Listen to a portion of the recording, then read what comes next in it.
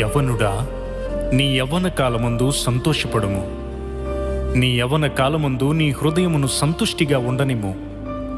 నీ కోరిక చొప్పునను నీ దృష్టి యొక్క ఇష్టము చొప్పునను ప్రవర్తించుము.